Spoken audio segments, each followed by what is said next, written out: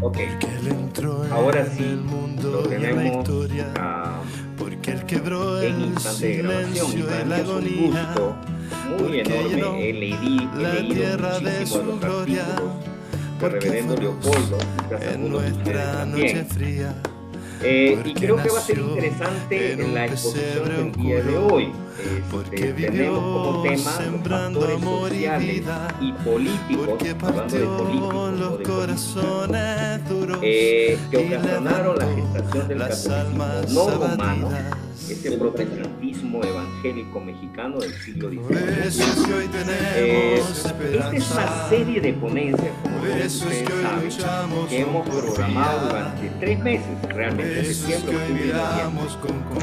La idea es un poquito el interés que tenemos de redescubrir las raíces históricas de la Iglesia Mexicana de México como esa comunidad emergente de la iglesia juarista, a partir de esa comprensión de procesos sociales y políticos del mexicano del siglo XIX, ¿no? Yo voy a estar al tanto de la conducción. Pido mis disculpas, usualmente estoy media hora antes, acabo de llegar de un viaje, estoy todavía con mi gorro, mi mochila aquí a un costado, lo acabo de tirar a un lado, pero a Dios gracias me ha dado el tiempo para estar con todos y todas y poder disfrutar de esta conferencia. Agradecerle a nombre de la Iglesia Anglicana de México, la Diócesis del Sureste, al Reverendo Leopoldo. Él es escritor, es teólogo, es reverendo, es ministro presbiteriano. Y bueno, en una serie de tareas que tiene, ha escrito muchísimo sobre el tema que entonces, sin más preámbulos, vamos a escuchar esta ponencia. Nuestro obispo, Julio, que creo que está también en conexión, va a participar con nosotros, aquí está Julio, y va a participar en los comentarios referente a la ponencia. Reverendo Leopoldo me ha entregado la presentación. Entonces, muy pronto estaré compartiendo esta presentación. Él va a hacer la presentación ahora, pero la tengo ya en PDF, voy a poder compartir. Sin más preámbulos, aprovechando que nuestro obispo está acá con nosotros, pediría al obispo que una palabra de oración y con esto iniciamos. Por favor, Señor sea con ustedes. Pedimos ilumines nuestros corazones y mentes para mejor discernimiento de cuál es tu voluntad con todos y cada uno de nosotros y nuestras comunidades de fe para dar testimonio de Cristo al mundo mediante el poder del Espíritu Santo. Te pedimos que estés con nosotros en esta hora que viene para que podamos juntos aprender de nuestro pasado y así entender nuestro presente y así planear nuestro futuro, pero siempre guiados por tu Santo Espíritu. Por Cristo nuestro Señor te lo pedimos. Amén. Amén. Nuevamente, gracias, Reverendo Leopoldo Cervantes, y por favor, lo invitamos a que nos dé la ponencia de esta noche. Muchas gracias, Padre David Limo. Es un gusto para mí poder estar con ustedes en esta noche. Comentaba antes del inicio que fui bastante sorprendido por la invitación, pero con un gran placer porque, como bien dijo el Padre Limo, pues este tema ha sido uno de mis grandes intereses durante muchos años. Espero que el resumen que hice, que elaboré, pueda ayudar y pueda, sobre todo, responder al objetivo que ustedes se han trazado con estas reuniones, con estos seminarios, y ojalá pues cumpla las expectativas que ustedes tienen. Debo decir dos cosas antes de iniciar. En primer lugar, ahora que se daba esta pequeñísima introducción formal, debo decir que la visión que tenemos muchos y muchas personas en en las iglesias protestantes o evangélicas en México acerca del anglicanismo es una visión sumamente reducida. Y justamente esa confluencia histórica que está en los orígenes de ambas vertientes, digamos la anglicana y las demás iglesias, es algo que no siempre se destaca, por un lado. Y en segundo lugar, no sé si lo logre, y si de una vez se los planteo a ustedes, según cada quien tenga interés en la parte sociopolítica y cultural también, es difícil para un creyente y más para un ministro de culto distanciarse de su objeto de estudio si ese objeto de estudio es su propia iglesia. A mí en lo personal me cuesta mucho trabajo, pero hemos intentado en varias ocasiones, en diferentes momentos, pues tomar esa distancia. Especialmente me refiero al hecho de que la sociología de la religión como tal, que es la que estudia muchos de estos fenómenos, a la sociología de la religión no le importa que la iglesia crezca, no le importa que el cristianismo avance. La sociología de la religión da cuenta de lo que sucede, le guste o no a las iglesias lo que ella expone. De modo que habrá algunos momentos en la exposición en que yo me cargue más de aquel lado, del lado sociológico, y donde parecerá seguramente que no interesa tanto el desarrollo, la transformación por parte del evangelio y demás, pero a veces es necesario marcar esa distancia y tenerla como un presupuesto metodológico.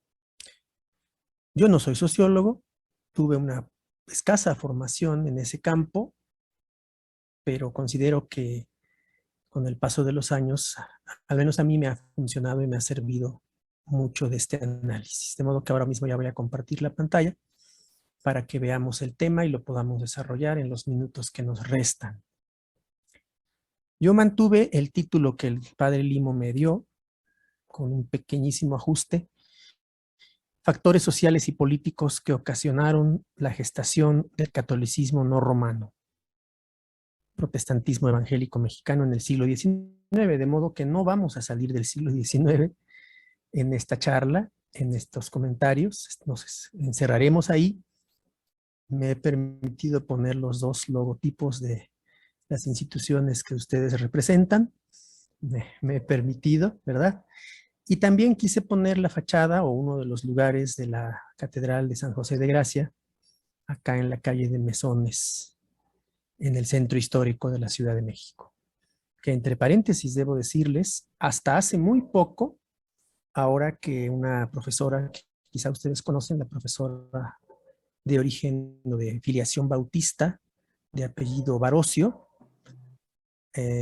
ha organizado visitas guiadas a los lugares más importantes y emblemáticos del protestantismo evangélico en el centro histórico de la Ciudad de México. Y gracias a eso, mucha gente hoy está conociendo por primera vez la Catedral de San José de Gracia, un lugar tan relevante para la historia del protestantismo mexicano y, como bien lo plantea aquí el título, del catolicismo no romano, ¿verdad?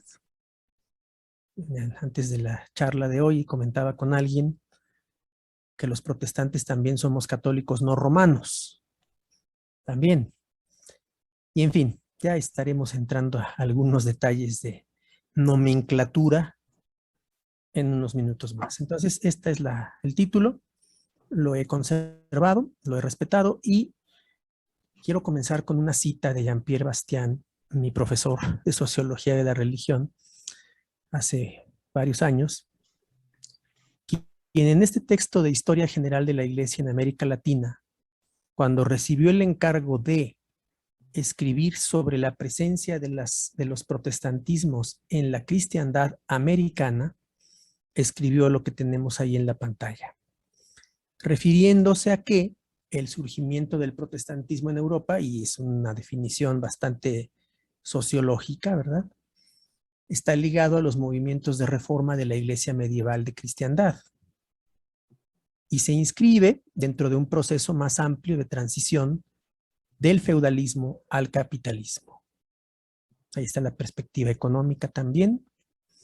Y más que una reforma que unos quieren limitar al siglo XVI, que por cierto estamos ahora en el mes de octubre, un mes tradicionalmente de celebración de las reformas religiosas del siglo XVI, en realidad se trata de un largo periodo de transición que va desde el siglo XII hasta el siglo XVIII y que abre el camino a la sociedad moderna e industrial. Ya aparece ahí la palabra conflictiva, moderna, modernidad, ¿verdad? Y el cambio industrial, la revolución industrial. Y he subrayado el final de esta cita porque me parece importante, dado que algunos autores de nuestro tiempo ya no manejan tanto este aspecto de la definición de Bastián. Se trata más bien de una serie de reformas a través de las cuales el protestantismo o los protestantismos aparecen como el elemento motor de ruptura del corpus christianum en un proceso de diferenciación religiosa que abre o abrió el camino al mundo burgués capitalista. Ustedes pueden ver ahí el año de esta definición, ya tiene su tiempo, pero en muchos aspectos sigue vigente. De modo que este surgimiento, digamos, en el occidente más occidental, como es América y América Latina en particular, pues también tuvo que enfrentar los desafíos de la modernidad, del cambio religioso, de la secularización, de las libertades de culto, de la laicidad, en fin, todos aquellos fenómenos que se fueron acumulando para darle el rostro religioso que ahora tenemos en nuestro país y en América Latina en general. La estructura de la exposición tiene 4 partes, 3 con la conclusión, que es provisional y siempre será eso. Primero, los planteamientos introductorios, que espero no atorarme mucho ahí. En segundo lugar, la poligénesis de los cristianismos no católicos en México. Ahí está el prefijo poli, ¿verdad? Muchos orígenes diversos, factores sociopolíticos en la conformación de los protestantismos y evangelismos mexicanos. Y la conclusión, que plantea lo que sucedió a fines del XIX y principios del siglo XX, el nuevo rostro religioso del país en esas épocas, en esas etapas, y al final 3 diapositivas de bibliografía para que ustedes la puedan tener y utilizar cuando ustedes lo consideren adecuado. Primer planteamiento introductorio. Y digo, estos planteamientos, que son 3 o 4, no plantean ninguna novedad en absoluto.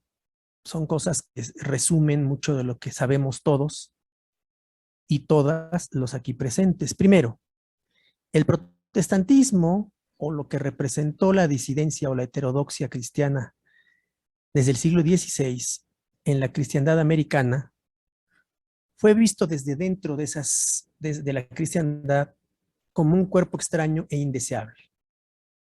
Fue la ruptura, fue el cisma, fue el rechazo del papado, en fin, y conquista y reforma fueron acontecimientos paralelos. La conquista de México, de hecho, acaban de pasar las fechas de agosto, ¿verdad?, de 2021, en que se han cumplido los 500 años de la caída de México Tenochtitlan, y como en esos mismos meses, en Alemania, en Europa, pues se estaba dando la ruptura y configurándose más la ruptura entre Martín Lutero y la Iglesia Católica, particularmente con la dieta de Worms, que fue tan relevante para el desarrollo de esa reforma, no para todas, pero que vino a configurarse o a constituirse como casi como el mito fundador, ¿verdad? Entonces, por eso lo recordamos. Aquí estamos poniendo una imagen de Martín Lutero como monstruo de 7 cabezas, ¿verdad? Cómo fue satanizado, ridiculizado, caricaturizado por el catolicismo romano cuando la ruptura se fue profundizando cada vez más. Y bueno, aquí no puse la contestación porque si nos vamos a las contestaciones iconográficas y a la guerra iconográfica que hubo entre católicos y protestantes en pleno siglo XVI, pues no acabaríamos, sería todo un tema, ¿verdad? Cómo se ridiculizaban mutuamente. El gran dilema de las sociedades hispano-católicas, de entrada, y lo pongo en una frase resumidísima, fue el ingreso a la modernidad. Al catolicismo romano, desde los inicios o desde la gestación de la modernidad, se le fue indigestando esta como algo difícil de aceptar, difícil de asumir. Y aquí les estoy señalando esta obrita de el profesor ya fallecido Ortega y Medina, cuando habla justamente de eso, reforma y modernidad, que aunque no se dedica a México, explica muy bien el dilema, entre varios dilemas, ¿no? de las sociedades hispano-católicas, su dificultad para asumir o para ingresar o para sentirse a gusto en la modernidad. Se le indigestó al catolicismo romano siempre eso que es la modernidad. Y por lo tanto, el catolicismo romano asoció los males de los ambientes protestantes a todo lo que la corona española quería prevenir en América. Democracia, igualdad, anticlericalismo, horizontalidad de la fe, tantas cosas, ¿no? Aquí estamos marcando solamente esos tres aspectos. Ese es el primer planteamiento introductorio. El segundo es, dentro del mismo tenor, cómo Lutero y las reformas protestantes se convirtieron durante el periodo virreinal en México, siglos XVI al XIX, 300 años, en un mito, en un fantasma y en una amenaza. Todo ello. Mito, fantasma y amenaza. Las obras no leídas de Lutero, porque no fueron leídas, se mencionaban de paso, se citaban de oídas, ¿no? Pero muy de lejos, y de los demás reformadores, esas fueron sombras de los riesgos que correrían las sociedades virreinales. Por eso aquí cito a la doctora Alicia Mayer en ese librito, y previo a ese librito que he puesto ahí, Lutero en el Paraíso, que es como la imagen en espejo del reformador alemán desde Nueva España. ¿Sí? La Nueva España en el espejo del reformador alemán. Y no voy a leer todo, ustedes lo pueden ver con calma, solamente destacaré lo que está subrayado. Cómo condenar la reforma y a quien que se consideraba el padre de la misma fue la consigna y la política defendida por el Estado Iglesia español. Ahora que vemos la reacción de la derecha católica española en relación con lo que pasó hace 500 años, vemos que esos impulsos pues no han desaparecido. Si se le preguntara al señor Aznar su opinión sobre los protestantismos, yo creo que se parecería mucho a eso que la Inquisición planteó siempre. Pero bueno, entre 1580 y 1645, es un periodo de no 100 años, pero poco menos de 100 años, se formuló en la historiografía colonial una imagen que podríamos llamar mítica de Lutero, pero en un sentido negativo, como antihéroe. Todo lo negativo, el hispano-catolicismo lo relacionaba con Lutero. Llovieron sobre él infamantes adjetivos, era maldito, perverso, vil, y hablaban de él como lobo, serpiente o cuervo, tal como está la imagen del monstruo de 7 cabezas. Tercera cosa, en el mismo tenor, la herencia contrarreformista española en la conformación del país. Ahora que se hizo la celebración de la consumación de la independencia mexicana, pues hemos visto cómo se han combinado diferentes elementos historiográficos. Ahí estuvo presente toda la parte religiosa.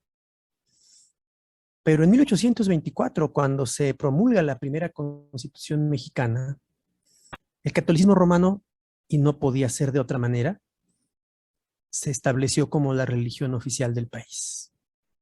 No podía ser de otro modo, imposible. que hubiera alguna otra posibilidad.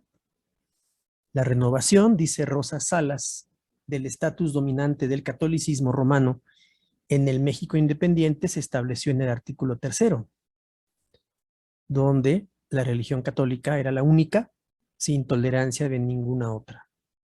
La legislación republicana plasmó los dos consensos que se mantendrían vigentes los primeros 34 años de vida independiente en México. Y si sumamos 24 y 34, pues nos da 58, ¿verdad? Y llegamos a la época del liberalismo juarista, de las luchas entre liberales y otros movimientos. Esos dos consensos fueron el republicano y el católico. De modo que esas fueron las bases o la base de las relaciones entre Iglesia y Estado en México y en buena parte de las repúblicas latinoamericanas. Prácticamente todas los nuevos países establecieron eso en sus constituciones. Cuarto planteamiento, ya del lado positivo, digámoslo así, y siguiendo también las ideas de Ortega y Medina, nuevas formas de ser cristianos o cristianas.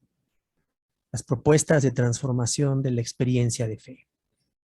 Y como decía yo al principio, sobre la parte metodológica, historiadores y sociólogos que estudian estos temas, pues pueden simpatizar o no con los movimientos de heterodoxia religiosa o social, pero en muchas ocasiones, como es el caso de este profesor, apuntan hacia elementos que son torales, que son cruciales para la comprensión de los fenómenos. Yo espero que no se interprete esta cita como una promoción confesional, de ninguna manera lo es.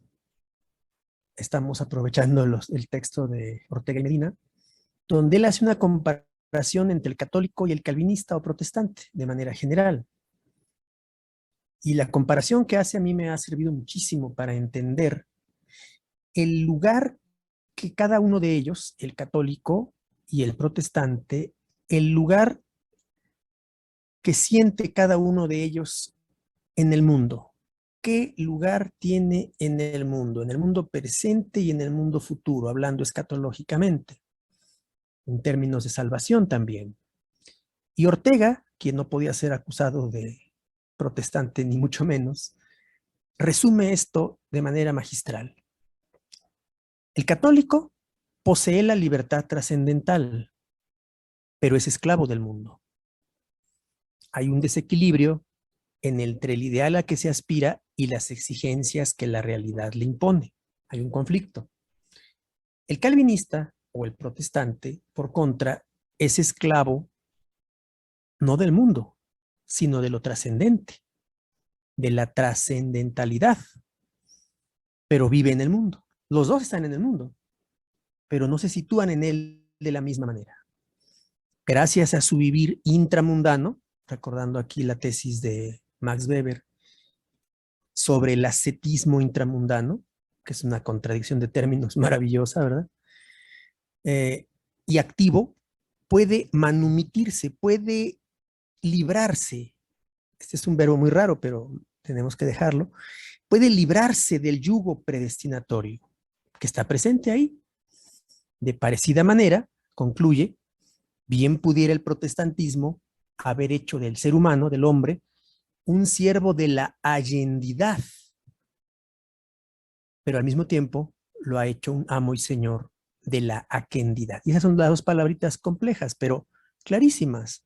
La allendidad es lo trascendente, es la visión escatológica, y la aquendidad es el presente, es la inmanencia. Es donde el católico se siente más fuerte, más activo y demás, pero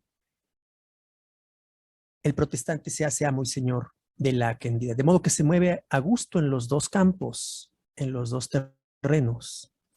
Tiene garantizada su salvación, por lo tanto, ejerce una libertad absoluta para moverse en el mundo.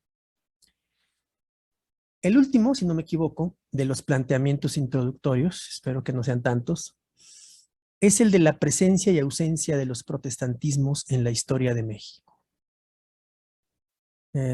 Raúl Mazín, un teólogo metodista que también falleció hace algunos años, en ocasión del año de los 500 del nacimiento de Lutero, en 1983, trabajó precisamente el tema de la presencia religiosa y política en México de Lutero, de su tradición, de su legado, de sus enseñanzas y de su impacto. Tampoco lo leo todo, leo lo que está destacado. ¿Ha estado presente Lutero en la historia de México? Y la respuesta es sí y no. Lo que deseamos saber es si las iglesias que en México son identificadas como protestantes o heterodoxas han sabido o no testificar sobre el espíritu y el genio del protestantismo. Ahora que el padre Limo estaba mencionando el tema de la identidad, pues se ve clarísimo que en estos años, en estos tiempos, y aquí hago otra vez la dualidad entre sociólogo y militante cristiano, pues vemos que hay unos enormes problemas de identidad religiosa del cristianismo no católico. La identidad está en crisis en todas partes, pero en nuestro caso, las nuevas generaciones a veces no saben explicar por qué eres anglicano, por qué eres presbiteriano, por qué eres esto. Dame 3 o 4 líneas de respuesta. Y a veces las juventudes, y a veces no tan jóvenes, muchas, tienen mucha dificultad para explicar, ya no digamos históricamente, su identidad religiosa y teológica o espiritual, sino el lugar que tienen los protestantismos, los evangelismos en este país. Solamente mencionaré esa palabra que hoy mucha gente usa como sinónimo de que antes era de protestante o evangélico, que es cristiano. Yo soy cristiano y nada más.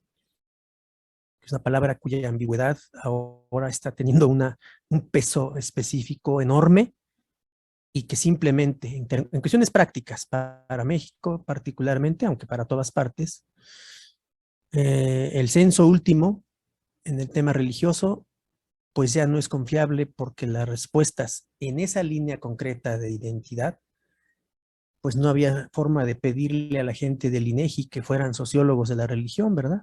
No se podía esperar eso. Entonces, para hacer distinciones finas entre cristianismos, entre catolicismos, entre pentecostalismos, neopentecostalismos, carismatismos, neocarismatismos, es demasiado pedir al INEGI que tenga claras esas distinciones. Entonces, en el censo hay una mezcla de respuestas que apuntan a muchas direcciones y en las cuales es muy difícil moverse. Por eso aquí la pregunta sobre la presencia y o ausencia de los protestantismos en la historia de México puede ser respondida de manera triunfalista, y mucha gente lo hace así, con un sí. ¿Ha estado presente? Claro, claro que está. Ya somos el 10 o 12% de la población total del país. Ahí estamos, vamos ganando terreno, sí, pero el no, la ausencia, plantea muchas dificultades también, que algunas de ellas pueden explicarse con lo que vamos a decir a continuación.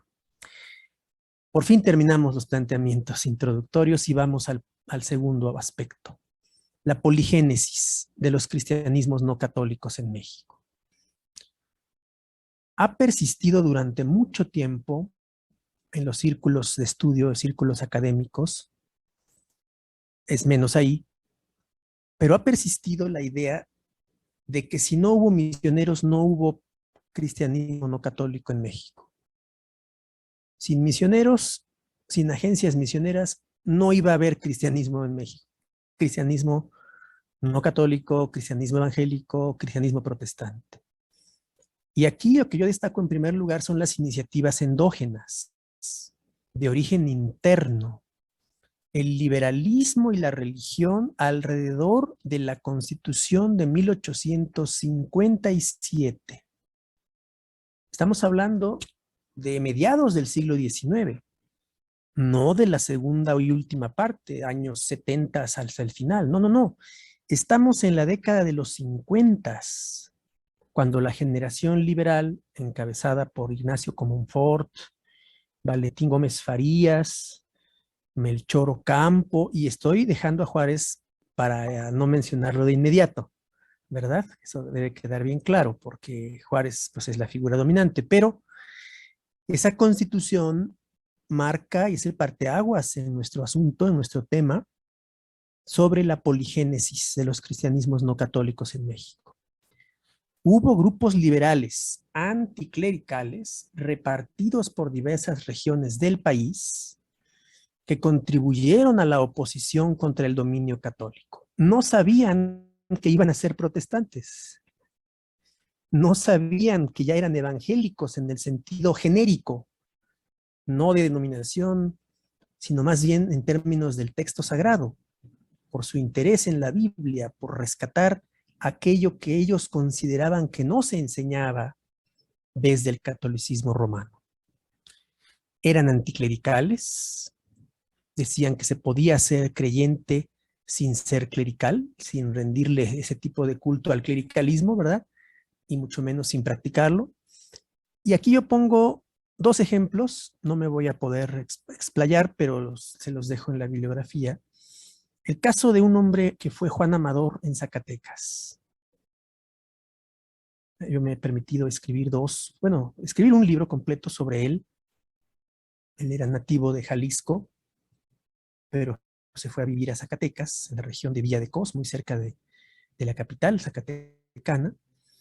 Y su caso es muy elocuente porque fue militar, era militante liberal, de aquellos que soltaban y presentaban discursos como este cuya portada está ahí en la diapositiva. El discurso que presentó en la Villa de Cos, en Zacatecas, en ocasión de la promulgación de la Constitución de 1857. Dirigió un periódico, La Antorcha Evangélica, y más tarde, como lo dice acá, se conectó posteriormente con las iniciativas misioneras y con el surgimiento de una iglesia histórica. Ahí les pongo las referencias sobre este personaje que cuando falleció, y a mí me sorprendió mucho haber encontrado ese dato, estaba en México José Martí en aquellos años. Y José Martí, que tenía relación con los círculos liberales mexicanos de su época, escribió un texto de reconocimiento sobre Juan Amador a su muerte en México. Eso por un lado, pero hay más casos, ¿eh? Hay muchos más casos, los hubo en diferentes regiones de México, en Michoacán, en lo que ahora es el Estado de México, en el sureste incluso también. Y bueno, aquí yo destaco este caso porque mucho de su trabajo, y se los digo de manera brevísima, tampoco ha sido reconocido por la iglesia a la que dio origen, que fue la iglesia presbiteriana en México. Es el gran desconocido porque cuando se recuperan los inicios de esta iglesia, se empieza en el año 72 de la muerte de Juárez con la llegada de los misioneros presbiterianos. Y simplemente, si solamente decimos año 57, cuando se presentó este discurso liberal, al año 72, estamos hablando de 15 años y un poco más atrás, unos 20 más o menos, de liberalismo anticlerical que estaba en camino de convertirse en protestantismo o en evangelismo. Carlos Martínez García, el sociólogo de origen menonita, ha escrito mucho sobre los diversos núcleos en la capital mexicana y su desarrollo como nuevas iglesias evangélicas. Yo no me he querido meter en esta exposición con el tema específico del anglicanismo. No lo he hecho a propósito porque yo sé que ustedes están trabajando de manera mucho más detallada todo eso. Y cuando corroboré el título final que me mandó el padre Limo, dije, no me voy a meter, aunque se tiene que mencionar, claro que sí.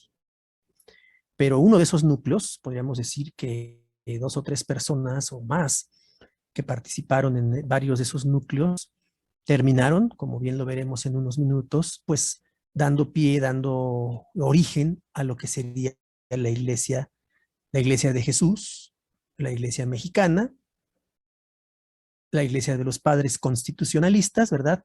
Que finalmente desembocó en la organización, en el establecimiento de la iglesia anglicana en México. Por lo tanto, y ahí viene lo que hicieron los liberales, su propuesta religiosa fue una iglesia católica mexicana. Ya no vamos a ser ultramontanos. Ya no vamos a depender de lo que nos diga el obispo de Roma. Ya no vamos a tomar eso como consigna. Los conflictos con Roma eran durísimos, ¿verdad? Y entonces surgió la propuesta de organizar una iglesia católica mexicana. ¿Cuál era el objetivo? Restar influencia al catolicismo ultramontano y establecer las bases para un Estado laico efectivo. Aquí yo me estoy sobrepasando al poner eso de efectivo porque la laicidad era un horizonte verdaderamente utópico. Era un horizonte verdaderamente complejo que no se veía por dónde podía llegarse hasta la laicidad. Era como el aterrizaje completo. Pero lo esbozaron, lo avisoraron, lo vieron en el horizonte ellos. Sí, sí lo vieron en el horizonte como una posibilidad real.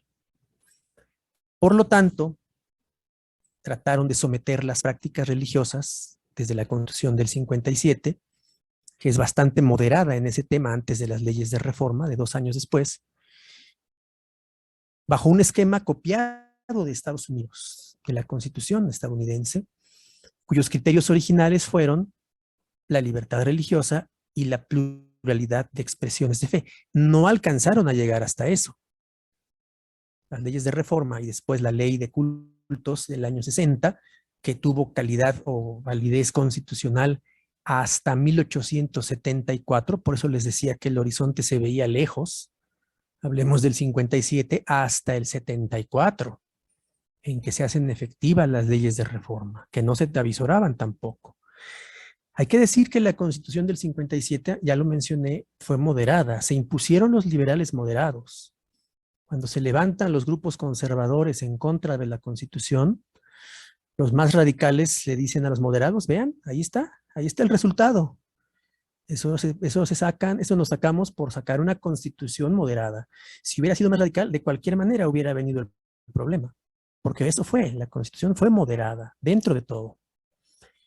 Por lo tanto, había que plantear nuevas relaciones Estado-Iglesia a partir de una comprensión, y aquí es donde viene otra vez el dilema.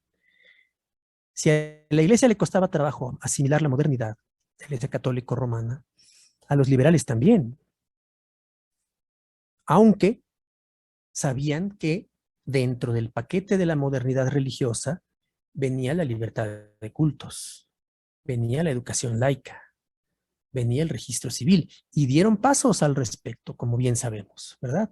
Se desamortizaron los bienes del clero, se les quitaron propiedades, ¿verdad? Y todo el resto del paquete que la Iglesia Católica sintió como una extraordinaria agresión en su contra. Esa iniciativa, por supuesto, tuvo escasos y ambiguos resultados. Era una iniciativa oficialista, vertical, de arriba abajo, ¿no? El liberalismo triunfante, como tanto se critica hoy, que lo enseñaron nuestros libros de texto gratuitos, ¿verdad?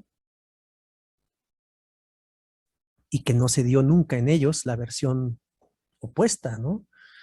Lucas Alamán y todos sus correligionarios, ¿verdad? Cierto, eso es verdad.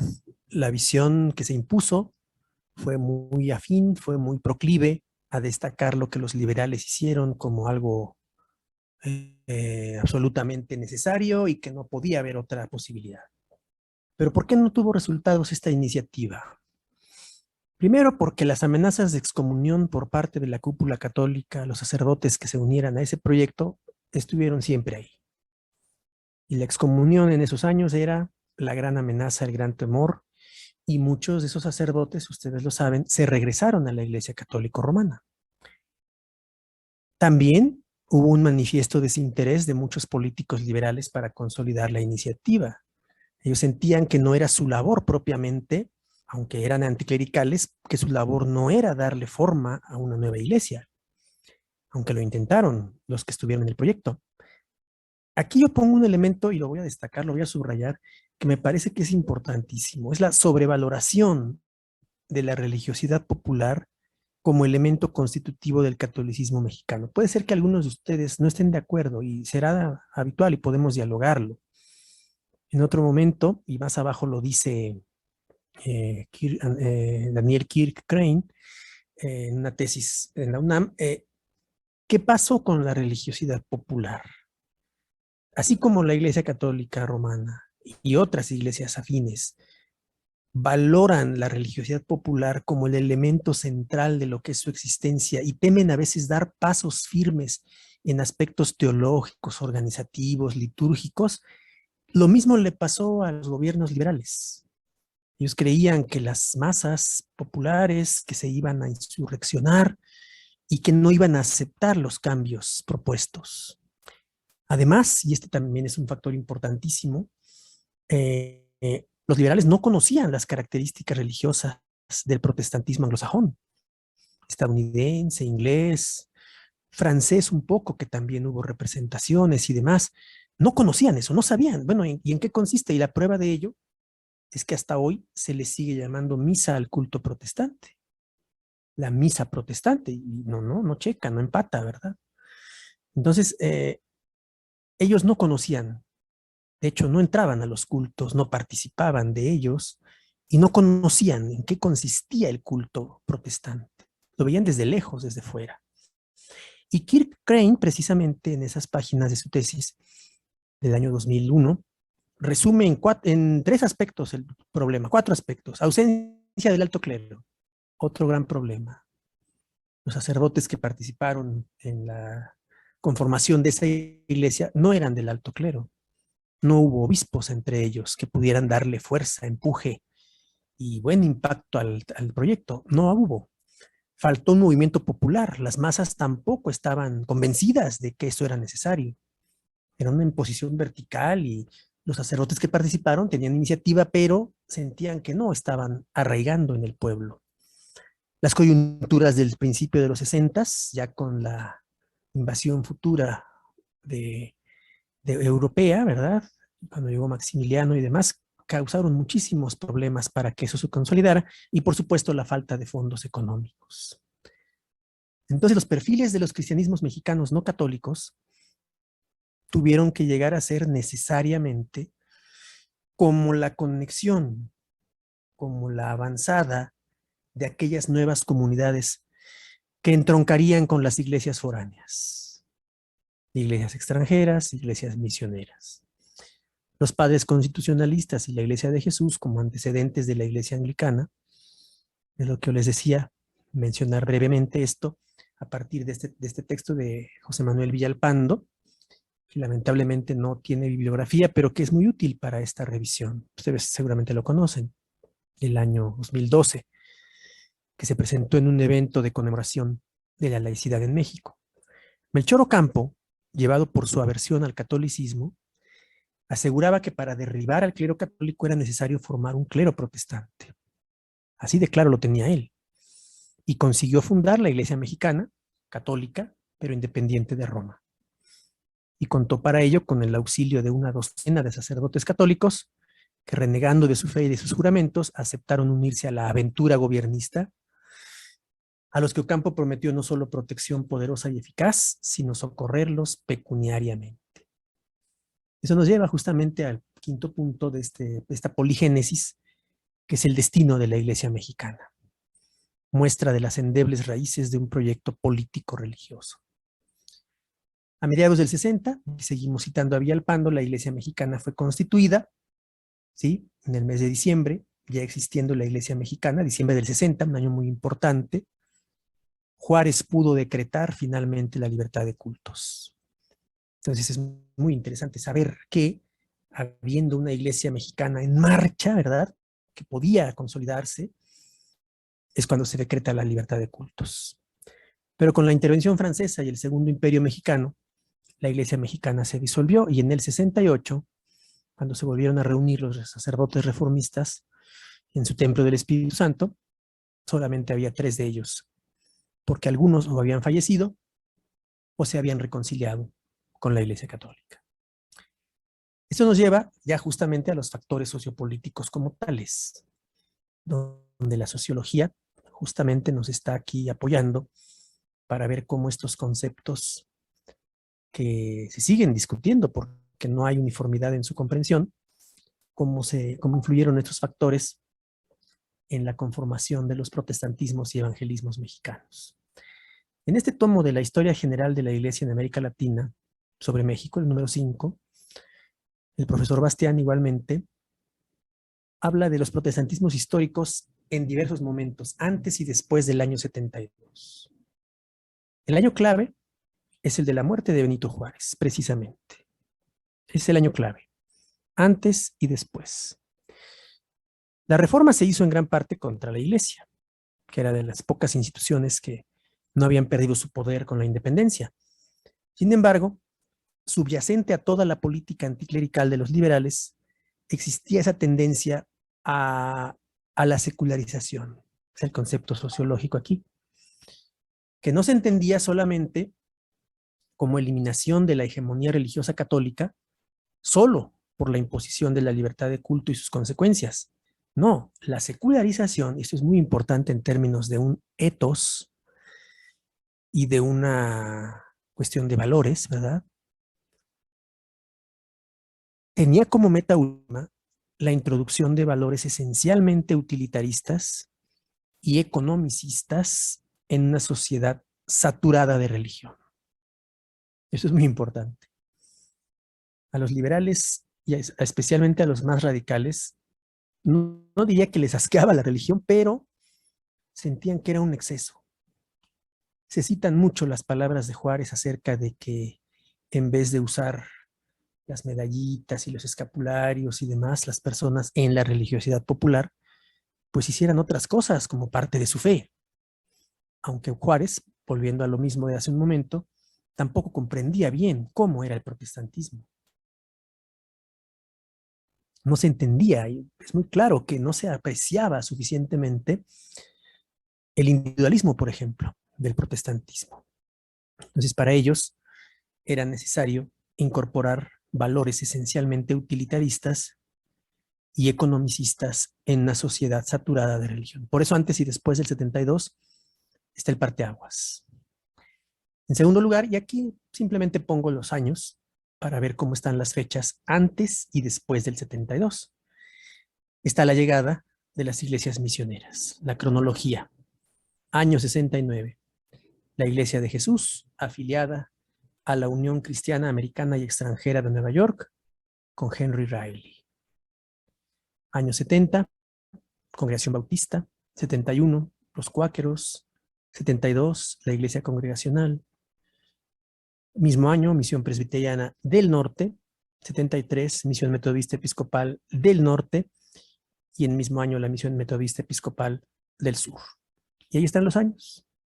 Y ahí está en el 69, precisamente la Iglesia de Jesús, afiliándose a la Unión Cristiana Americana y Extranjera de Nueva York. Entonces estamos hablando, si lanzamos el arco que viene de un par de años o 3 años después, hablemos de 2, desde el propio año 59 de las leyes de reforma, son 10 años en los que los estudiosos han revisado muy bien cómo fue la génesis de lo que llegó a ser esta iglesia, que de alguna manera se sale del esquema, porque a partir del 70, como se ve aquí en las fechas, a partir del 70, las iglesias históricas protestantes consideran ese su banderazo, su inicio, sin considerar los 2 aspectos mencionados. Primero, el de la formación de esta iglesia mexicana que va a entroncar con la iglesia anglicana, primero. Y segundo, como ya veíamos al principio, los elementos endógenos, los elementos propios de la dinámica histórica regional de México, en donde hubo elementos que desembocarían en la coincidencia con las iglesias misioneras. Yo diría, y aquí voy a ser bastante crítico, yo diría que las iglesias misioneras modificaron la historia y la han modificado todo el tiempo para mostrar que ellas, que llegaron con todo el empaque, el bagaje, los recursos, por supuesto, para implantar formas nuevas, heterodoxas de ser cristianos, pues sin ellas no podía haber habido esta disidencia religiosa. La prensa escrita, muy importante. Yo no pude aquí ampliarme más, hubiera querido hacerlo, no era el tema central, pero es un factor sociopolítico fundamental. La importancia de la prensa escrita en la formación ideológica y cultural de los protestantismos. A propósito, no pongo religiosa, evidentemente, porque sociológicamente, digamos, el culto las formas litúrgicas, la espiritualidad, la vida devocional, todo eso venía en un paquete envuelto que era la ideología y la cultura. La prensa liberal, y aquí hay dos ejemplos de ella, el Monitor Republicano del siglo XIX, fueron el modelo de las publicaciones protestantes y coincidían totalmente cuando se trataba de atacar a los clérigos católicos romanos. Coincidían completamente. No había diferencia entre una revista liberal y una revista evangélica. Pero cuando ya surgen las revistas evangélicas como tales, la Lanza de San Baltasar en Guadalajara, por parte de la Iglesia Congregacional, la Antorcha Evangélica en Zacatecas, en 2 etapas. Aquí estoy poniendo la segunda etapa. Antes del 73 ya llevaba varios años esa revista circulando. El Abogado Cristiano Ilustrado de la Iglesia Metodista, El Faro y otras revistas más que tuvieron mucha importancia al momento de influir, de dar línea en la formación ideológica y cultural de los protestantismos. Me encarrilo a la parte final.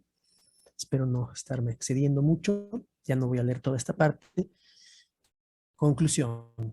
Una secularización sui generis, como fenómeno irreversible.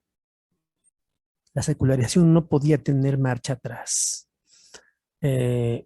Prácticamente el proyecto económico, político, social de los liberales se fue llevando a cabo, se promulgaron las leyes, se esperaba establecer la igualdad jurídica y secularizar la sociedad sin atacar abiertamente a la Iglesia Católica. Se aceptaba el carácter corporativo de la sociedad mexicana y aquí está el punto. En parte por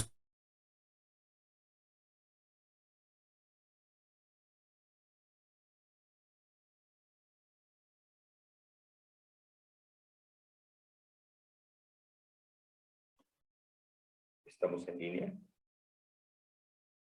es muy diferente a nuestra secularización. La laicidad y sus realizaciones. Originalmente le había puesto la laicidad y sus metáforas, pero creo que sus realizaciones han sido claras en su génesis, en su metamorfosis, y el ideal ha buscado aplicarse prácticamente de manera práctica en los hechos en medio de una feroz oposición hasta la fecha. El profesor Bastián en este texto explica cómo en otros países de América Latina no hubo atrevimiento para que en las constituciones apareciera la idea de laicidad. En la Constitución mexicana tampoco. Han tenido que ser años muy recientes en los que a cambio de negociaciones o por medio de negociaciones, el artículo 40 fue negociado en México para que por fin dijera que México es un estado laico. Estamos hablando de menos de 20 años, 15 años, mucho menos de 15 años. Laicidad. Entonces en México se impuso un tipo de laicidad muy distinto al de otros países. La libertad de culto garantizada por la Constitución en medio de disimulos, en medio de negociaciones. En el 59 se decretaron las leyes de reforma. Se enfrentó la lucha con los conservadores 58 al 61 y se elevó a rango constitucional hasta el año 74, ya sin Juárez presente.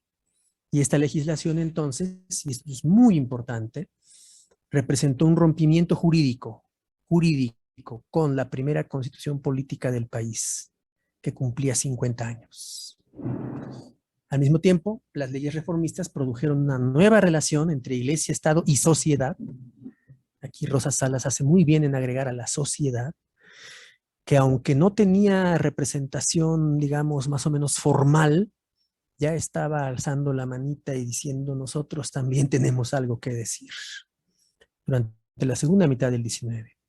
Y entonces pasó de la exclusión de los creyentes de la política y el espacio público en la pública restaurada a una renovación católica bajo la política de conciliación del porfiriato, que abarca la última parte del siglo XIX y la primera del XX hasta llegar a los años de la Revolución. Ahí termino, ahí está la bibliografía que les queremos proponer, son 3 paginitas. No quise saturar, aun cuando las páginas se ven bastante llenas, pero ahí están algunos autores de base, Jean-Pierre Bastián, las 2 obritas que yo les mencionaba, que recopilamos y que tuvimos la dicha de hacerlo, el texto de Daniel Kirk Crane, y por supuesto de Carlos Martínez, su texto sobre Manuel Aguas, el sacerdote católico precursor del protestantismo. De hecho hay un libro ya completo sobre él, Albores del protestantismo mexicano y Núcleos luteranos, que aunque el título del libro es Núcleos luteranos, no se refiere a la iglesia luterana, se refiere a todos los cristianos no católicos romanos en el centro histórico de la Ciudad de México.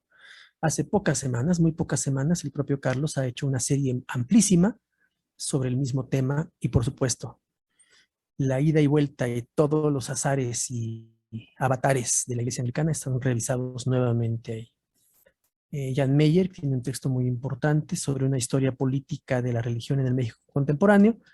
Y por último, aquí en esta última página, dos textos que me parecen fundamentales. El de Abraham Telles Aguilar, el segundo, Una iglesia católica cismática en Tamaulipas, que también tuvo mucha relación con la iglesia anglicana. Y él explica ahí muy bien los detalles, las cosas finas, minuciosas de lo que aconteció. Y el texto de Belia Trejo, que sigue siendo importantísimo. Es un texto que no pasa de moda. Aquí es un resumen de su tesis, La introducción del protestantismo en México, aspectos diplomáticos, que es un aspecto que en los estudios así convencionales de la presencia evangélica en México no siempre son tomados en cuenta. Los grandes debates diplomáticos que no se conocían, ¿sí? Espero que están registrados en anales y en documentación bien firme, de lo que no se veía, cómo se negoció, por ejemplo, que hubiera un panteón británico en la capital mexicana para protestantes. Está allí cerca del metro San Cosme, ¿no?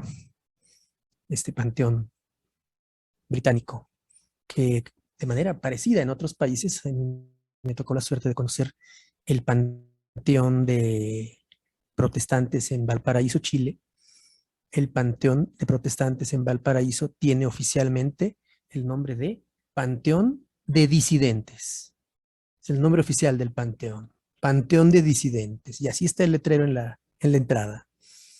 ¿Por qué? Porque, como se discute mucho en este tipo de textos, los anglicanos extranjeros, británicos principalmente, no buscaban que se construyeran templos, sino que se respetaran sus cultos en sus hogares y en los espacios básicos o mínimos que ellos tenían.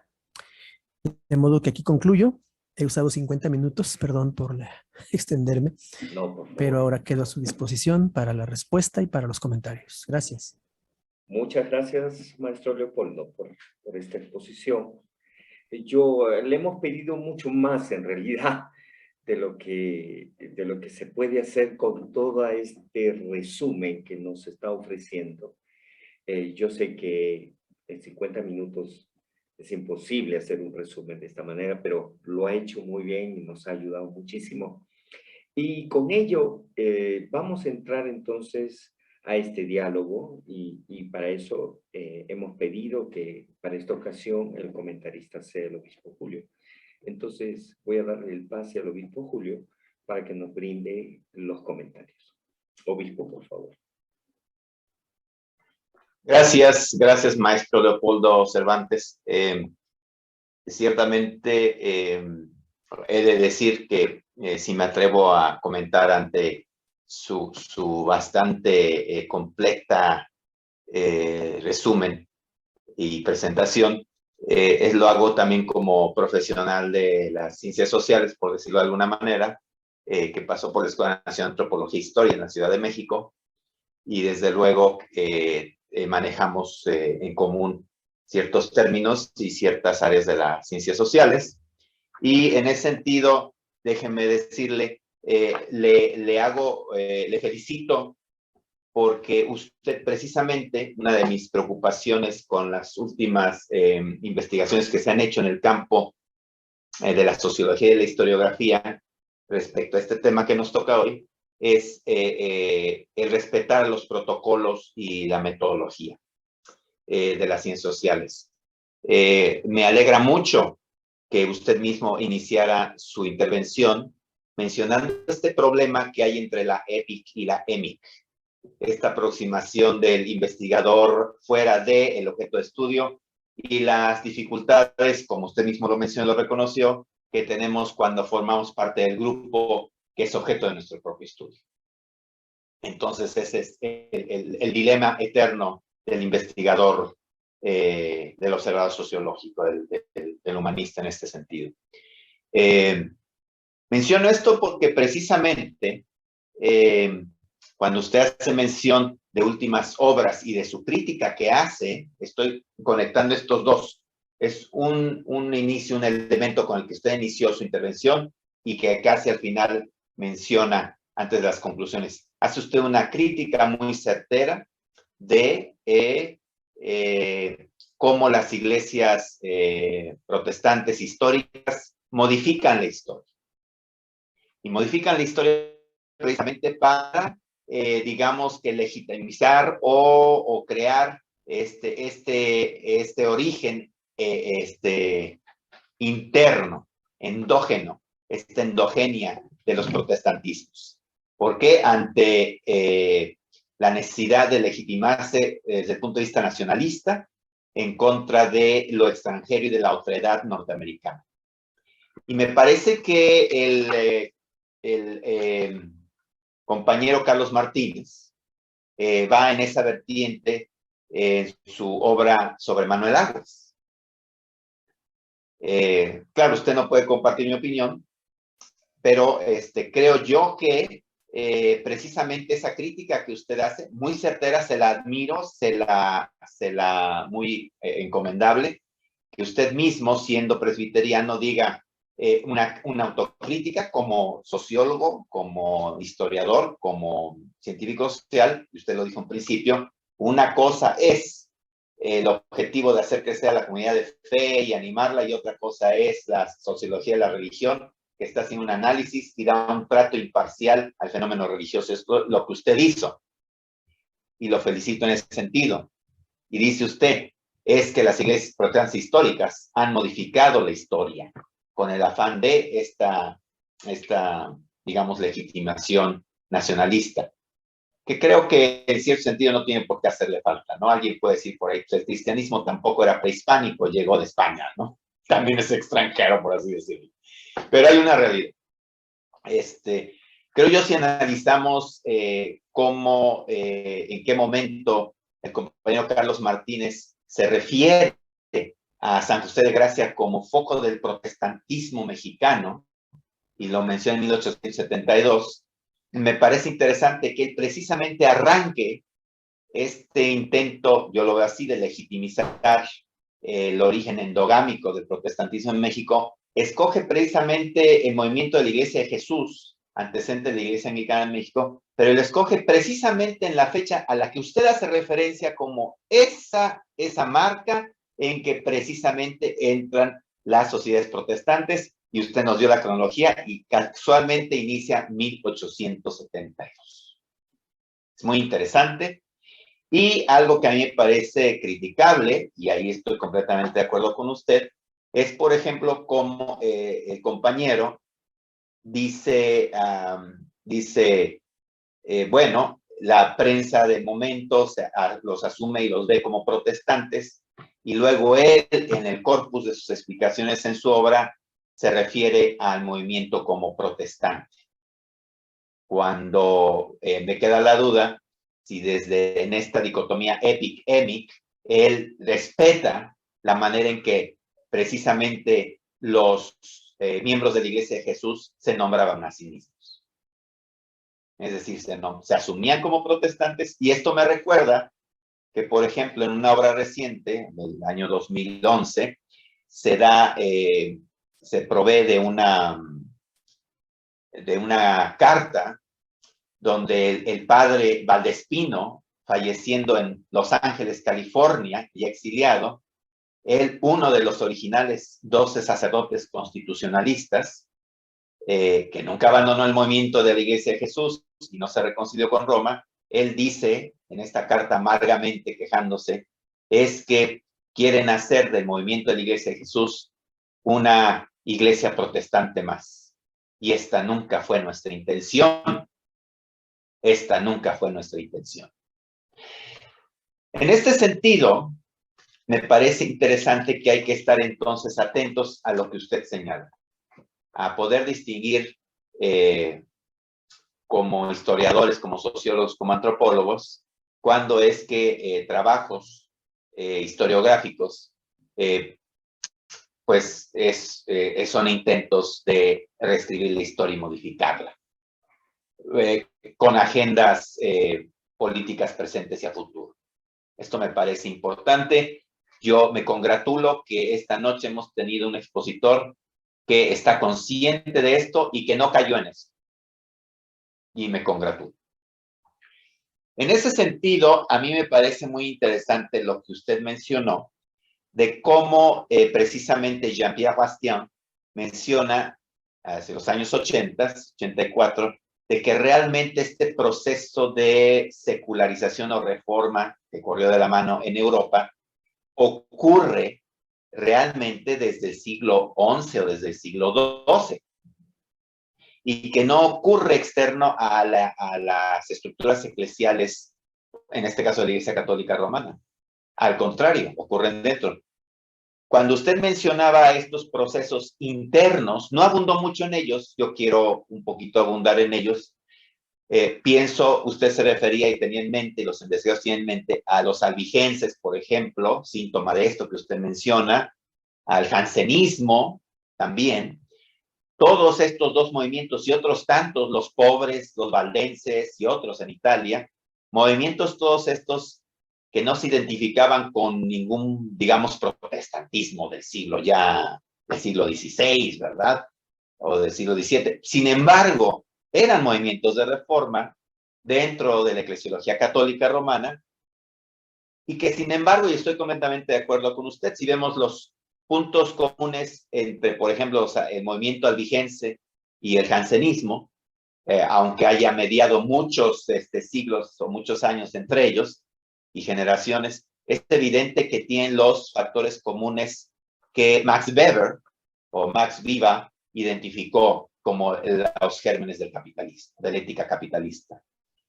Porque precisamente la ascética protestante pues tiene mucho en común con el jansenismo, pero también la ética del trabajo y el concepto de gracia y mundo y materialidad se ve ya desde los albigenses, desde el siglo XII, desde el siglo XI, de 2100 y tantos, ¿no? Entonces quiero señalar que efectivamente, poniendo en estos términos, lo que usted señala es cómo este movimiento hacia la secularización de la sociedad europea se da de una manera eclesial, se da dentro de las estructuras eclesiales. Ahí inician. Incluso hay recientes trabajos que claman, que aseguran que la génesis de las primeras empresas, de los start-up, que ahora se llaman, ¿verdad? De las empresas que inician, se dan en los monasterios, por medio de las órdenes monacales, y cómo empiezan a crear y a producir y hacer unidades de producción, sustraídas de la aristocracia y el control del Estado aristocrático, de los estados de los estados de las tierras de la aristocracia terrateniente, sustrayéndose de ese control y entonces empezando la génesis de las clases mercantiles, del burgués.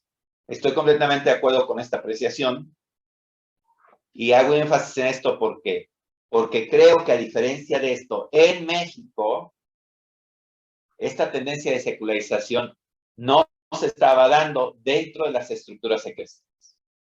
Y creo que usted lo ha señalado. O sea, no se estaba dando que las estructuras eclesiales católicas romanas, congeladas en el tiempo, ¿verdad? Mientras en Europa estaba evolucionando, aquí en la colonia no evolucionaba. Que eso lo hemos visto repetido en África, en el sudeste asiático, en todos lados, incluso en Norteamérica. Mientras que las expresiones eclesiales, incluso ya las protestantes, ¿verdad? Las abiertamente no católicas romanas, seguían evolucionando en Europa, en Norteamérica y en África y en el sudeste asiático se quedaron congeladas en el tiempo. Ancladas en una especie de idea de edad de oro. Y lo mismo le pasó al catolicismo romano. Y entonces es verdad, las estructuras eclesiales católicas romanas en Latinoamérica no evolucionaban. Y entonces, ¿qué ocurre? Los laicos, católicos romanos, liberales, que no necesariamente eran, que eran anticlericales, pero no a religiosos, necesariamente, como Melchor Ocampo, que Melchor Ocampo era, no sé si usted lo encontró en sus investigaciones, Melchor Ocampo en su hacienda de Pomoca, allá en Michoacán, organizaba estudios bíblicos con sus peones y los obsequió con Biblias en español, sin comentarios, firmadas por él con dedicatoria, y uno de esos peones fue un bisabuelo o tatarabuelo del primer primado de la Iglesia Anglicana de México en 1995. El primer primado de la Iglesia Anglicana de México en 1995 es descendiente directo de uno de esos peones de la hacienda de Melchor Ocampo, allá en Pomoca, y que asistía a los estudios bíblicos de Melchor Ocampo. Entonces, un ejemplo de que el liberal no era necesariamente religioso ni antirreligión, pero sí era anticlerical. Y yo menciono esto porque creo que podemos decir que, a diferencia de la secularización europea, que tiene su génesis dentro de las estructuras eclesiales también, en México, como usted ha señalado, es un factor externo a las estructuras eclesiales, al menos jerárquicas, y los laicos o los políticos, como Juárez, como Ford, como Melchor Ocampo y otros, son quienes desde su catolicismo, desde su religiosidad, quieren impulsar estos valores de secularización. Y sí, estoy de acuerdo con usted, liberales, de liberalismo económico. Creo que actualmente en Canadá, ustedes saben que hay una controversia, ¿verdad?, respecto a lo que el primer ministro de Canadá, el primer ministro de Canadá hizo, Sir John A. Macdonald. Lo condenan porque él fue quien diseñó el programa de las escuelas residenciales en Canadá para decir, quiero matar al indio dentro del niño, quiero hacer del niño indígena una persona occidental para que se integre al proceso productivo del capitalismo, del mercantilismo capitalista. Esa era la intención, no era un genocidio, como ahora muchos periódicos amaristas dicen, es que el gobierno canadiense colonial quiso exterminar a los indígenas. No, eso no es cierto. Eso no es cierto. De 250,000 o no sé cuántos miles y cientos de miles de niños que pasaron por esas escuelas, pues habrán muerto 4,000, 5,000. Muy mal, uno es demasiado. Pero no, la intención era precisamente integrarse a un proceso productivo liberal, de economía liberal. Juárez hizo exactamente lo mismo. Ese era el plan de Juárez, hacer lo mismo. Sin embargo,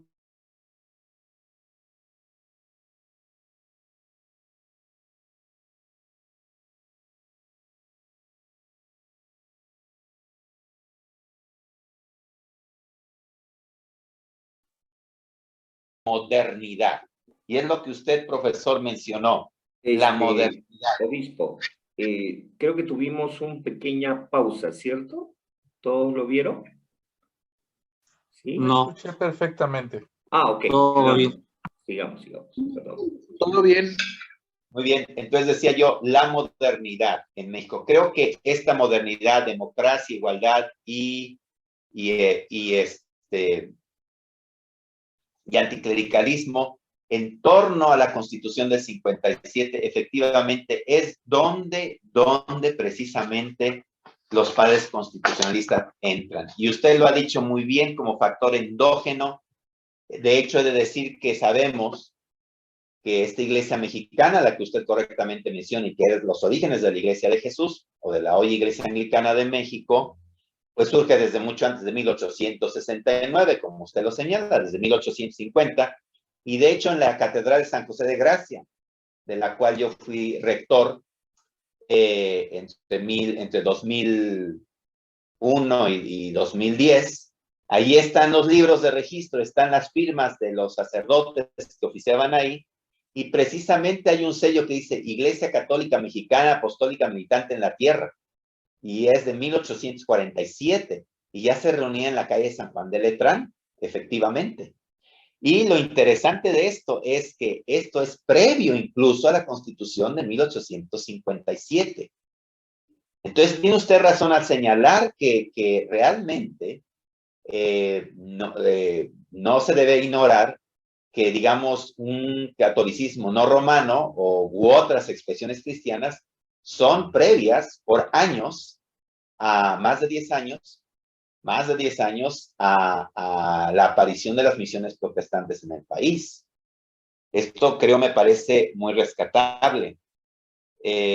También lo mismo he de decir, que hacia 1867 ya los padres constitucionalistas buscaban la sucesión apostólica, como no la encontraban entre los únicos, es que todo el mundo se lo olvida, decían, hablaban con todos los obispos católicos romanos a ver quién se unía, si solo eran 10 obispados, me recuerda, en cierto punto, entonces no tenían mucho de dónde escoger. El de Tamaulipas no se decidió, se fueron a Estados Unidos a buscar la sucesión apostólica de una iglesia que ellos consideraban la tenía. Y entraron incluso en un pacto, en un convenio de intercomunión. De hecho, entraron desde esa fecha. Creo yo que un ejemplo de todos los factores endógenos a los que ustedes hacen referencia están bastante bien encarnados en la Iglesia de Jesús. Y me congratulo que usted fue no solo capaz, porque usted es muy capaz académicamente, sino que también muy honesto y muy imparcial, muy objetivo, de haber compartido estos hallazgos con nosotros esta noche, y que precisamente, como usted señaló al principio, quizás la Iglesia Anglicana en México es una avis rara en este mundo de los catolicismos no romanos. Es interesante cómo nosotros, desde un principio decíamos, nosotros somos católicos, pero no romanos, somos evangélicos más no protestantes, ¿no? Es muy interesante este dictum. Quiero terminar al decir que creo que puede ser motivo enojoso, yo así lo veo como antropólogo, me incomoda, me incomoda, ¿verdad? No me agrada el que, como usted mismo ha criticado, que algunas iglesias quieran modificar la historia. Como anglicano, me siento orgulloso que se quieran relacionar con el movimiento de reforma de la Iglesia de Jesús, porque creo que a fin de cuentas sí pueden ellos decir que de alguna manera hay precursores de la fe no romanista en este país. Y creo que finalmente he de decir esto, a principios de los años 1880 hubo un cisma en la Iglesia de Jesús, y de ahí fueron muchos quienes se integraron a las iglesias protestantes históricas, ahora así llamadas. Entonces creo yo que de alguna manera la divina providencia de todos modos iba a guiar al pueblo de México al descubrimiento de nuevas expresiones de fe. Y he de atreverme incluso a decir, no lo digo como obispo, lo digo como antropólogo, que muy probablemente ciertas expresiones de fe por las cuales el Espíritu Santo pujaba, se sintieron en una camisa de fuerza dentro de la eclesiología de la Iglesia de Jesús. Se sintieron en una camisa de fuerza dentro de la eclesiología de la Iglesia de Jesús. En nuestras controversias y en nuestros testimonios orales está muy claro cómo muchas personas terminaron inconformándose de que la reforma estaba a medias. Gente de la Iglesia de Jesús decía, estamos a medias. Necesitamos continuar con la reforma. Y bueno, pues si esa era la voluntad de Dios, que no solo esto se quedara en la Iglesia de Jesús, sino que el pueblo mexicano descubría otras formas de expresión y de relacionarse con Dios, pues así sea. Así sea. Muchas gracias. Fue una excelente exposición, muy profesional, muy honesta, muy ética, por lo imparcial y por lo objetivo que usted se ha mostrado. Muchas gracias. Muchas gracias, obispo. Pediríamos al maestro Leopoldo, por favor, si puede quizás aclarar, responder, quizás encaminarnos también, quizás respondiendo a los comentarios del obispo, también quizás afirmando algunos aspectos que quizás no logró también presentar. Por favor, maestro Leopoldo. Muchas gracias. Voy a ser extremadamente breve. Agradezco la valoración que ha hecho el obispo Julio de esta exposición y solamente diría que, en efecto, al momento de valorar estas presencias y ausencias que siempre dialécticamente están en la vida social, efectivamente, uno a veces ya no está tan capacitado para poder medir las dimensiones de lo que un análisis que con todo y todo que se busca la objetividad, no necesariamente se consigue. Entonces uno suelta la afirmación, suelta el discurso y tiene que esperar y ver cómo regresa, cómo se valora, cómo se recibe, y entonces ahí es donde uno empieza a hacer el diálogo. Agradezco mucho las observaciones sobre la parte sociológica. Creo que las coincidencias en la respuesta son muchas, ¿no? Son bastantes, y agradezco muchísimo que se hayan señalado puntualmente algunos de esos aspectos. Terminaría comentando el hecho de que quizá disentiría un poquito en el punto de que determinadas iglesias protestantes históricas han sacrificado su pasado endógeno con tal de subrayar la preeminencia de lo misionero. Sí, el ejemplo que yo ponía de Juan Amador, particularmente porque es el que he estudiado más, ha llegado al punto de que en recopilaciones históricas de la propia iglesia a la que él contribuyó a dar origen, él ni siquiera aparece y se le confunde incluso con otras personas. Se le confunde. Y las palmas, por decirlo así, se las llevan los misioneros. Y quisiera señalar en ese punto cómo el misionero con el que él se relacionó, que fue un médico de origen francés, pero que era capellán del ejército estadounidense invasor, ese médico presbiteriano reformado se quedó a vivir en México y se quiso casar en México, pero las autoridades no le permitieron que se casara en México y se tuvo que cruzar la frontera con Estados Unidos para casarse. Ese fue el misionero directo con el que Juan Amador se relacionó cuando se enteró primero que había una iglesia presbiteriana, que existía algo como eso, y entonces se dio cuenta de que él era evangélico en el sentido confesional. Lo convencieron de eso y siguió adelante, ¿no? Entonces sí, efectivamente hay muchísimos detalles que pueden modificar la visión de lo que uno ha recibido, lo que ha aprendido, y que al momento de ver cómo aparecen esas distorsiones históricas, y eso el profesor Bastián siempre nos lo dijo a nosotros, no hay que hacer agiografía. Aquí no estamos para hacer agiografía. Aquí estamos para ver si queremos hacer biografía de personajes, sacar todo. Los blancos y los negros, las sombras y los grises y los puntos intermedios. Aquí no vamos a hacer agiografía. Y ese fue un criterio historiográfico muy importante que yo he querido seguir llevando adelante y que en esta ocasión pues lo he puesto en marcha una vez más. Le agradezco, obispo Julio, su opinión y seguimos a la orden. Muchas gracias. Estamos muy felices por haber escuchado y haber presenciado un diálogo entre el maestro Leopoldo y nuestro obispo Julio sobre muchos aspectos que en realidad nos interesa. Estamos hilando. Qué interesante es notar, por ejemplo, la recuperación de ese proyecto histórico-político. Creo que ahí estamos de alguna manera redescubriendo quizás algunas raíces que podrían establecer lo que podríamos nosotros hacer una relectura de lo que significa la iglesia anglicana en la diócesis del sureste hoy y aquí. Quiero aperturar, si alguno de ustedes tienen alguna pregunta, y a mí me agradaría muchísimo que por favor lo tengan por escrito, lo pongan, y si no, ya en realidad el diálogo ha sido muy enriquecedor.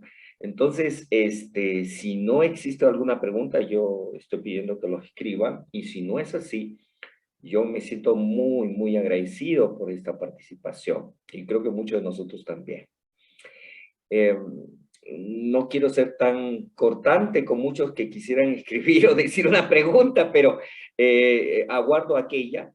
Yo me he quedado en realidad con 20 preguntas, pero yo creo que no vamos a poder resolverlas. Estamos hilando, creo que estamos hilando la historia y gracias, maestro Leopoldo, porque nos estás orientando a este camino y nos estás ayudando a seguir tejiendo, ¿no?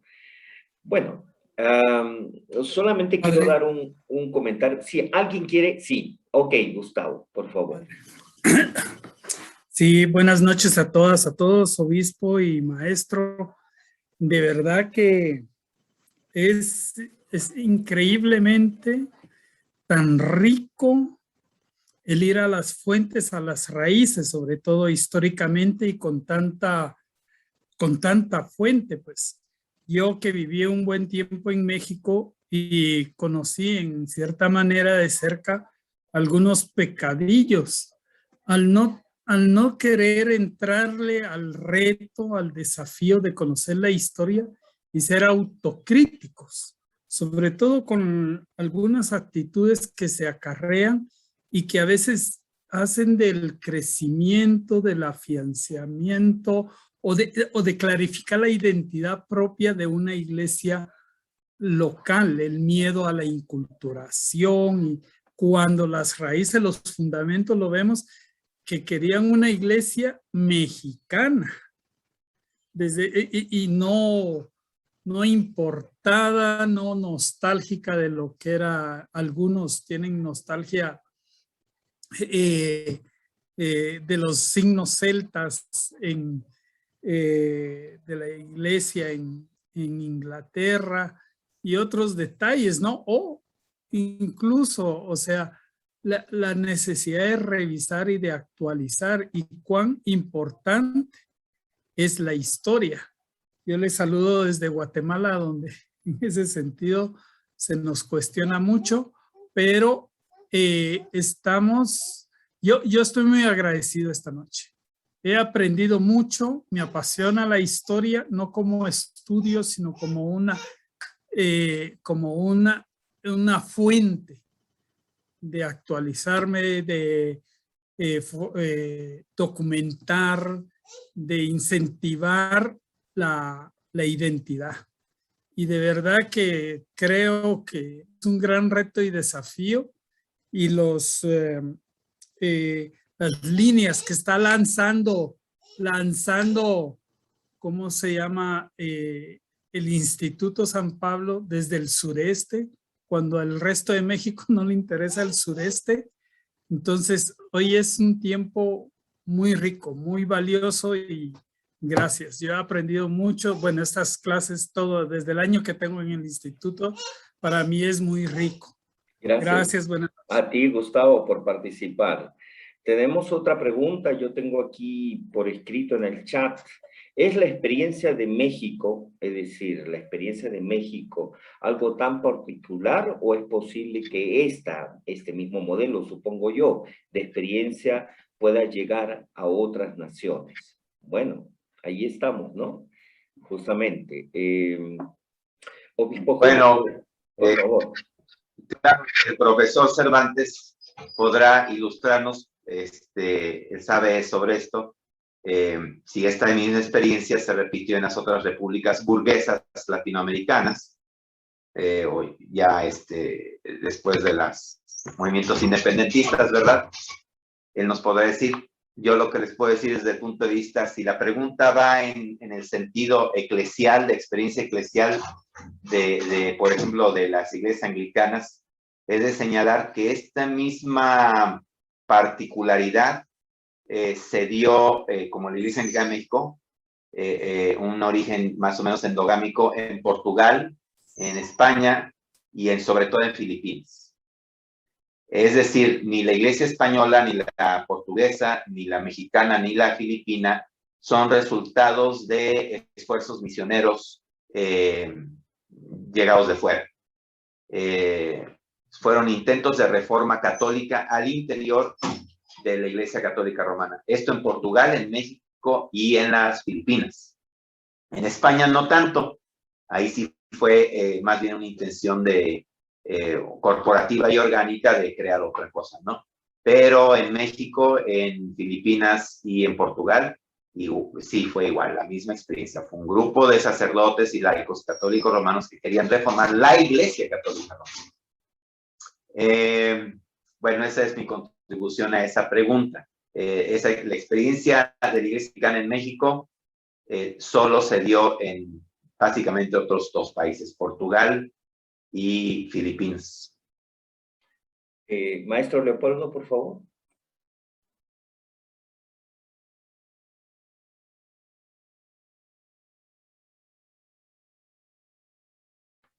Está mudo, maestro, está enmudecido. Gracias. Yo diría que al momento de observar el panorama un poco más amplio de los protestantismos y catolicismos no romanos en América Latina, saltan a la vista las diferencias y las coincidencias, que ayudan mucho a contrastar y a ver cómo particularmente los temas de constituciones políticas, cómo está el tema religioso en las constituciones políticas, en primer lugar. En segundo lugar, lo que también decía el obispo Julio acerca de los impulsos renovadores, de dónde surgen, de dónde vienen. Yo hablaría mucho en el caso del catolicismo romano en particular, en México, de algunos impulsos culturales que no han sido muy tomados en cuenta. Pienso en muchos escritores, escritoras, pensadores, filósofos, que nunca han sido tomados en cuenta por su iglesia. Los tienen muy a su pesar adentro. Pienso, por ejemplo, en el caso de Gabriel Said, un extraordinario poeta, escritor, analista y demás, que pues está ahí solo en el desierto, ¿no? Y muchas personas más que se organizan, publican revistas, hacen trabajo cultural y protestan contra lo que no les gusta y que les parece negativo en su propia iglesia, pero sí, han estado ahí. Entonces a mí me ha interesado mucho ver esa vertiente también en las demás iglesias, cómo surgen esos grupos de autocrítica y cómo eventualmente, pero de manera bastante aislada, a veces son considerados. Creo que también el obispo mencionó muy bien esa distinción en México y que sí se repitió en otros países donde los laicos católicos romanos promovieron el cambio. Así es, también desde la política, pero no solo desde la política, porque yo lo decía al principio, o el profesor, o el reverendo Limo dijo, sociopolíticos, pero no de política. Bueno, sí, pero a veces es necesario aterrizar en esa cuestión, ¿verdad? Ver las opciones políticas que toman los militantes eclesiásticos, que por supuesto no coinciden muchas veces, pero que también es muy importante, ¿no? Entonces sí, hay muchas semejanzas y muchas diferencias entre las experiencias en cada país de América Latina, pero esos contrastes ayudan mucho a clarificar lo que uno vive en las zonas donde más le interesa, ¿verdad? Donde más está uno interesado. Sí, eso es lo que yo diría. Y además me hace pensar, maestro, me hace usted pensar no solo en Gabriel Said, sino cómo incluso ya desde antes de, digamos, la aparición de la Iglesia de Jesús, ¿verdad? O la Iglesia Mexicana, desde mucho antes estaban Fray Servando Teresa de Mier, ¿verdad? Estaba Sor Juana Inés de la Cruz misma, hablando de poesía. José Joaquín Fernández de Lizardi. José Fernández de Lizardi. Incluso como poca gente sabe, por ejemplo, ahorita me recuerda que Fray Servando Teresa de Mier andaba predicando en templos anglicanos allá en Inglaterra. Va a pasar por allá. Anduvo allá predicando en templos anglicanos en Inglaterra, ¿no? Entonces, fíjense qué cosas, ¿no? Y bueno, todas estas conexiones. Pero sí, como dice usted, no solo Gabriel Said en pleno siglo XX, XXI, sino sigue vivo, ¿no? Sino Sor Juana, Lizarde, Teresa de Mier y tantos otros que estaban ahí. Incluso se ha llegado a mencionar que, por ejemplo, Zumárraga, ¿verdad? De alguna manera introdujo el luteranismo al país ya desde sus inicios, porque le gustó el catecismo de Lutero y simplemente le cambió, se lo robó, ¿verdad? Se lo fusiló y lo introdujo al país. ¿Está usted enmudecido? Preciado Leopoldo, no se le escucha. Perdón. Zumárraga se fusiló el catecismo de Constantino Ponce de la Fuente, uno de los heterodoxos españoles, como la inmensa mayoría de ellos, que tuvieron que ir al exilio en el siglo XVI. Ese catecismo lo ha publicado recientemente la editorial CLIE, pero Zumárraga se lo fusiló completo. Okay. O sea, el Papa Francisco no es el primero al que le pueden No. acusar de protestante.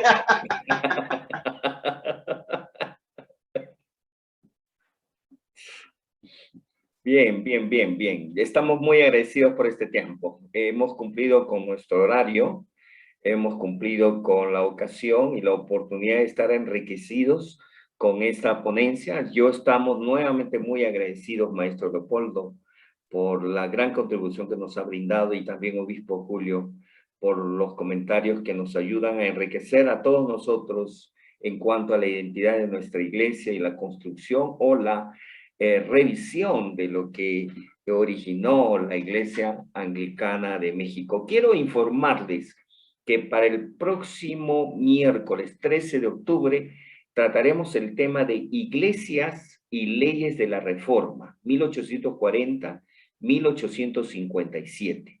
En esa oportunidad tendremos al maestro Jesús Alejandro González Ovalle, que es teólogo y es abogado anglicano, y además es parte de su trabajo de investigación que está haciendo en su doctorado, y por lo tanto va a abordar el tema de iglesias y leyes de la Reforma.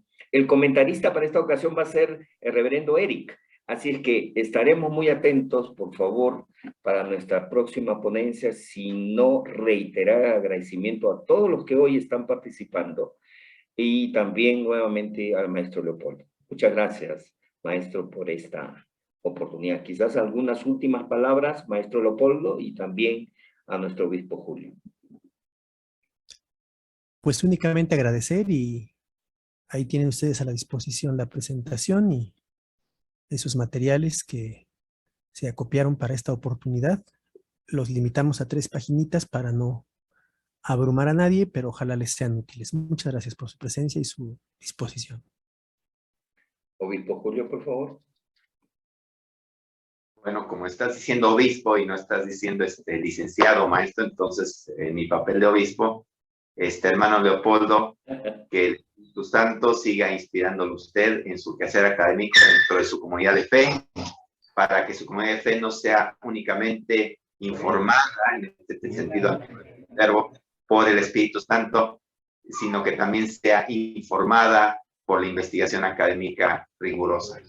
Dios Padre, Dios Hijo, Dios Espíritu Santo, que guarden a usted y a todos los demás ahora y siempre. Amén. Amén. Muchas gracias a todos, muchas bendiciones. Recuerden, esto va a ser grabado, es grabado y va a ser colgado en la página web de la Iglesia de la Diócesis. Bendiciones y gracias. Buenas noches. Gracias. Buenas noches, gracias. Buenas noches.